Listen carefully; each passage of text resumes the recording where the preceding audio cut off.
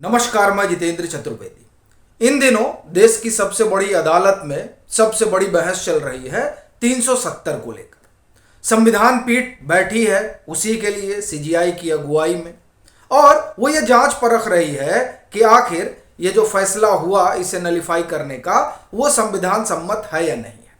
14 रोज की सुनवाई इस पर हो चुकी है, लेकिन इसी बीच एक नया मोड़ आ गया है इस पूरे मामले में, यानी 370 को लेकर जो सुनवाई चल रही है उसमें। तो वो नया मोड़ क्या है?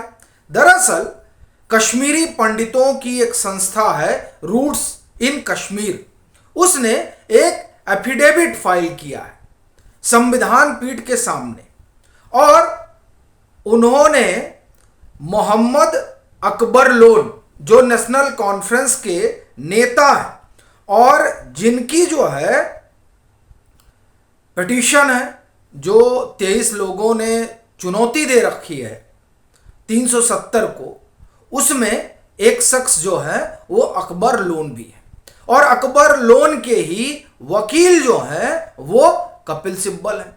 और सबसे बड़ा आर्ग्यूमेंट कपिल सिब्बल ने ही दिया, 2.5 रोज तकरीबन उनका आर्ग्यूमेंट चला था।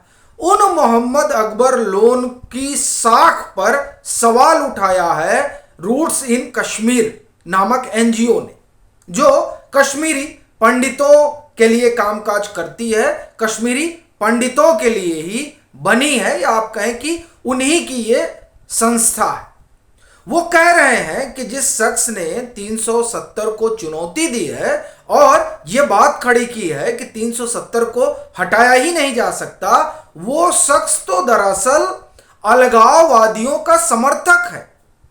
और उस शख्स के बारे में यह भी कहा जा रहा है कि वो तो विधायक रहे, और विधायक रहते हुए उन्होंने क्या किया, उन्होंने विधानमंडल के भीतर पाकिस्तान समर्थक नारे लगाए।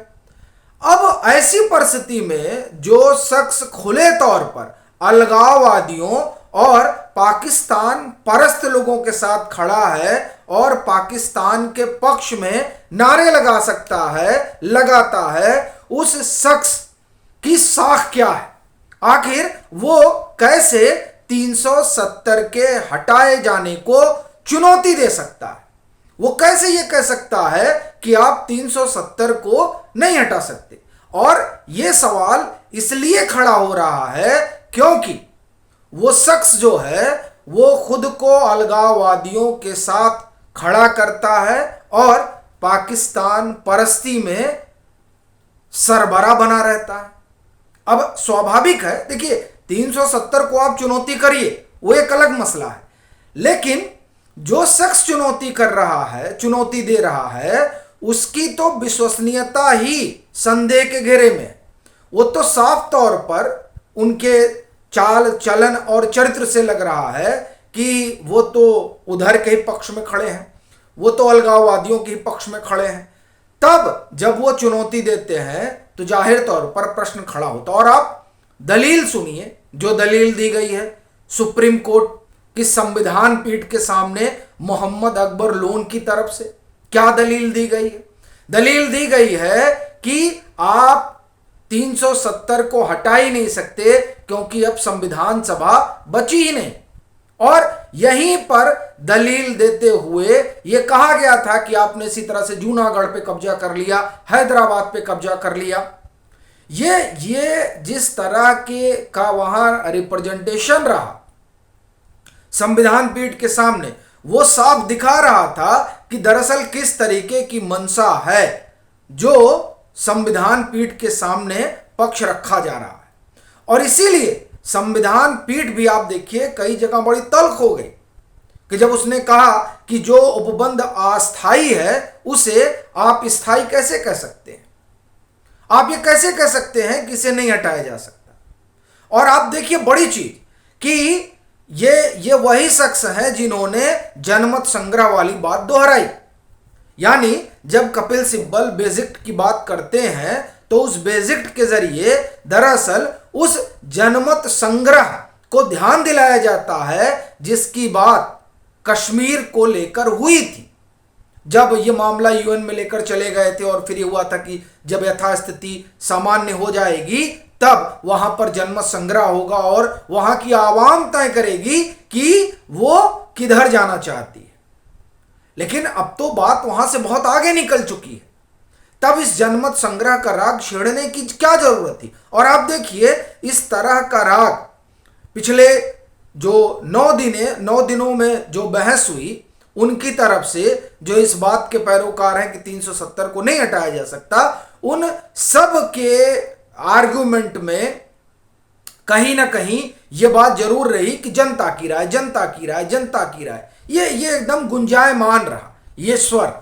लेकिन यहां दरअसल चुनौती दी गई है मोहम्मद अकबर लोन को, इसलिए हम उसी पर लौट कर आते हैं।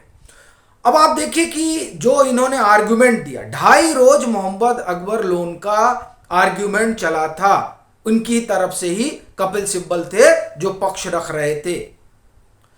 वही ये बात आती है कि राजा हरि सिंह ने इंस्ट्रूमेंट ऑफ असेसन पे दस्तखत किया था, राजा हरि सिंह ने मर्जर एग्रीमेंट पर दस्तखत नहीं किया था। ये तमाम चीजें जो हैं वो उस बहस के दरमियान निकल कर आई।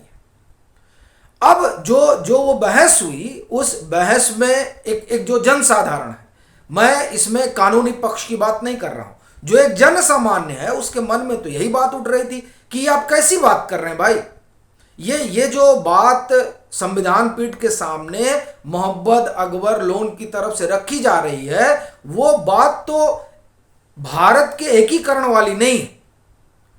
ये बात तो ऐसा लग रहा है कि कोई वो शख्स जो अलगाववाद में भरोसा रखता है, जो दूसरे जो देश यानी पाकिस्तान परस्ती में अपनी ज्यादा राय शुमारी रखता है, उस तरह का शख्स जो है वो संविधान पीठ के सामने अपनी बात रख रहा है 370 को लेकर। ये एक जन सामान्य के मन में बात चल रही थी। और आप देखिए जब इस तरह की चीज होती है तो कहा भी जाता है कि यार ये क्या बात बोल रहे हैं ये। अब उसी चीज पर जो है सवाल उठाया गया है और सवाल उठाने वाले कश्मीरी पंडित हैं, जो उन्होंने एफिडेविट फाइल किया है। उस एफिडेविट को मैं आपको संक्षेप में बताता हूं क्या कहते हैं वो। He was a member of legislative assembly from 2002 से 2018 तक and has shouted slogan like Pakistan जिंदाबाद। जो पाकिस्तान जिंदाबाद का नारा लगाता है on the floor of J&K assembly. The said fact was widely reported by media house. Thereafter, he himself not only admitted shouting the slogan, but refused an apology when asked by journalists. यानी इन्होंने पाकिस्तान जिंदाबाद के नारे लगाए जम्मू कश्मीर की assembly में, और जब ये कहा गया कि भाई इस पे माफी वाफी मांगी तो इन्होंने माफी नहीं मांगी। इन्होंने माफी मांगी ही नहीं, बल्कि ये माना कि हाँ हमने नारे लगाए। फिर आगे mister Lone also while addressing the media hesitated to identify himself as Indian. यानी ये जो एफिडेविट है उसमें ये कहा जा रहा है कि जब ये मीडिया को संबोधित कर रहे थे तब मैं भारतीय हूं ये कहने में भी इन्हें संकोच हो रहा था। अब देखिए similarly in his rallies also he is known for spreading pro-Pakistan sentiments. This explains his opposition to abrogation of Article 370 and 35A, a move that brings people of J&K on par with rest of the country, it said. और ये अमित रैना है जो roots in Kashmir से जुड़े हुए हैं और जिन्होंने जिसने ये जो है एफिडेविट फाइल की है। और इनका ये कहना है कि और भी कई तरह के डॉक्यूमेंट हैं जो ये रखना चाहते हैं सुप्रीम कोर्ट के सामने।